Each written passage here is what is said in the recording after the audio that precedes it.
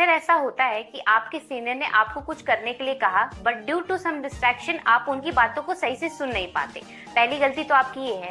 दूसरी गलती ये है कि आप उसको दोबारा पूछने में हिचकिचाते हो, जिससे कि आप जो सुनोगे आप वही काम करोगे, तो आपका काम भी गलत होगा प्लस आपकी इमेज भी खराब होगी। हम खोलेंगे हमारे इफेक्टिव लिसनिंग की काम की किताब के 10 पन्ने।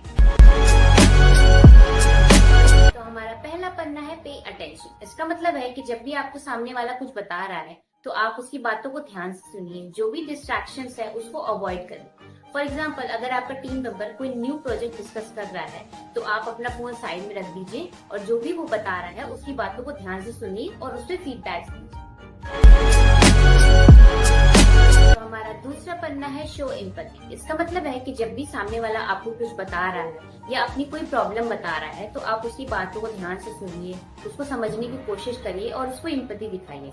फॉर एग्जाम्पल, अगर आप कोई एम्प्लॉय है, वो बोल रहा है कि उस पर कितना वर्कलोड है, तो आप उसकी सिचुएशन को समझिए, उसकी प्रॉब्लम का सोल्यूशन बताइए।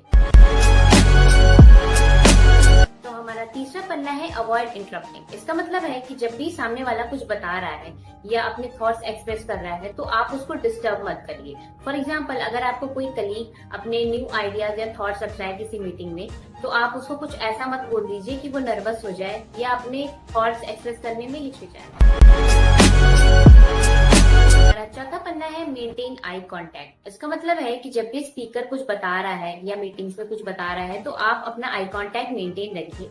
इससे ये होता है कि आप उनकी बातों को ध्यान से सुन रहे हैं और उनकी बातों में इंटरेस्टेड है और उनकी बातों को समझ रहे हैं। तो हमारा पांचवा पन्ना है यूज नॉन वर्बल क्यूज। इसका मतलब है कि जब भी सामने वाला आपको कुछ बता रहा है तो आप अपना सर हिलाते हुए या अपने फेस के एक्सप्रेशन से उसे ये दिखा सकते हैं कि आप उनकी बातों में इंटरेस्टेड हैं और आप उनकी बातों से एग्री करें। फॉर एग्जाम्पल, अगर आपको कोई कलीग अपनी सक्सेस स्टोरीज बता रहा है तो आप उसके अचीवमेंट्स पे अप्रिशिएट कर सकते हैं। तो हमारा छठवां पन्ना है आस्क क्लैरिफाइंग क्वेश्चन। इसका मतलब है जब भी स्पीकर या सामने वाला कुछ आपको बता रहा है इम्पोर्टेंट, तो आप उससे क्वेश्चन पूछ सकते हैं ताकि जो भी मिसअंडरस्टैंडिंग्स हैं वो सारी क्लियर हो जाए।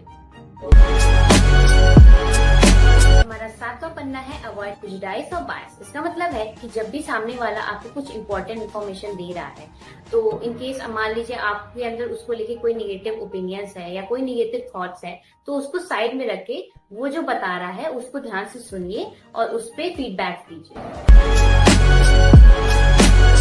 तो हमारा आठवां पन्ना है प्रोवाइड फीडबैक। जब भी सामने वाला अपनी बातें बता चुका हो तो आप उसको फीडबैक दीजिए, चाहे वो पॉजिटिव हो या निगेटिव हो। उसकी जो भी स्ट्रेंथ्स है आप उसे बताइए, या किसी एरिया में उसे इम्प्रूवमेंट की जरूरत है तो आप उसको सजेशंस दे सकते हैं। तो हमारा 9वां पन्ना है बी पेशेंट। जब भी सामने वाले आपको कुछ बता रहा है तो आप उसकी बातों को ध्यान से सुनिए और उसको अपनी बातें एक्सप्रेस करने का पूरा मौका दीजिए। चाहे वो हेजिटेट हो रहा हो या नर्वस हो रहा हो, आप उसकी बातों को पेशेंटली सुनिए ताकि वो अपनी बातें एक्सप्रेस कर। तो हमारा 10वां और आखिरी पन्ना है फॉलो अप। इसका मतलब है कि जब भी सामने वाला अपनी बातें बता के खत्म कर चुका हो तो आप उससे जो भी आगे के प्लान्स हैं या जो भी चैलेंजेस आने वाले हैं, ये सारी चीजें डिस्कस करिए ताकि उसे ये लगे कि हाँ, आप उनकी बातों को ध्यान से सुन रहे थे और उनकी बातों पे फीडबैक्स भी दे रहे हैं और सजेशंस भी दे रहे हैं।